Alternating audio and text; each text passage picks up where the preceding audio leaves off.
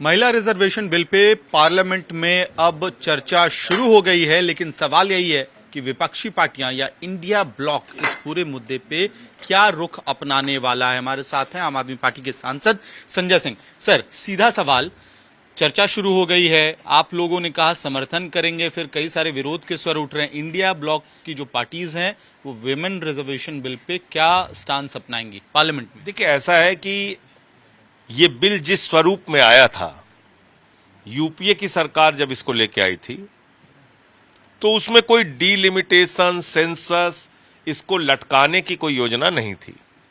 लेकिन मोदी जी जो बिल लेके आए हैं ये एक चुनावी चाल है, इसके अलावा कुछ नहीं है। और ये महिला आरक्षण बिल नहीं है, ये महिला बेवकूफ बनाओ बिल है। और ये बात मैं क्यों कह रहा हूं? आपने कहा साहब सेंसस होगा, सेंसस होगा 2031 में, 2026 के बाद 2031 में सेंसस होगा, 31 के बाद फिर वो 7-8 साल तो फिर डिलिमिटेशन में लगेगा, फिर 38-39 तक डिलिमिटेशन पूरा होगा, फिर 39 में कोई अगर ऑब्जेक्शन हुआ और कोई चला गया डिलिमिटेशन के ऊपर सुप्रीम कोर्ट, हाई कोर्ट, तो ये महिला का आरक्षण लागू करने की योजना है कि उसको रोकने की योजना है?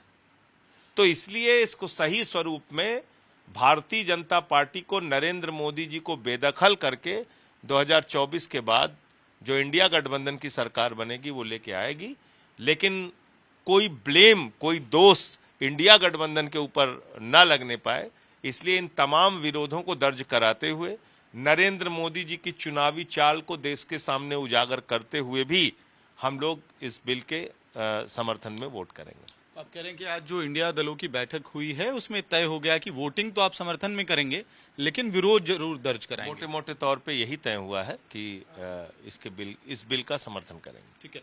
सोनिया गांधी जी ने भी चर्चा के दौरान ये बात दोहराई है कि इसको तुरंत लागू करने की जरूरत है और साथ में ओबीसी समाज को लेकर जो कहा कि इंडिया गठबंधन के सारे दलों ने एक मत से ये बात कही और स्वीकार करी कि नरेंद्र मोदी जी की मंशा महिला आरक्षण बिल लागू करने की है ही नहीं, ये सब ने माना।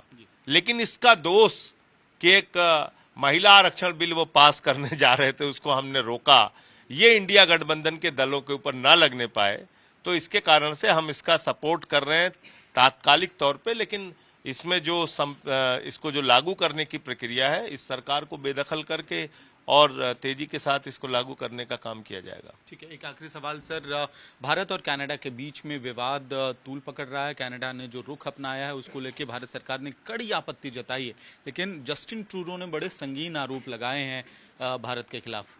देखिए, भारत ने दुनिया के किसी भी देश में कभी भी हिंसा और आतंकवाद फैलाने का, प्रायोजित करने का काम नहीं किया है। कोई भी सरकार हो, पक्ष की हो, विपक्ष की हो, किसी ने भी आज तक ये काम नहीं किया। भारत पूरी दुनिया में अपने एक ऐसी पॉलिसी के लिए जाना जाता है जिसको कहा जाता है कि हम निरपेक्ष भाव से काम करते हैं, गुट निरपेक्ष होकर हम काम करते हैं। हम क्यों किसी देश के अंदर हत्या कराएंगे? हम क्यों किसी देश में आतंकवाद फैलाएंगे? हम क्यों किसी देश के अंदर नफरत फैलाएंगे? ये भारत का काम ही नहीं है।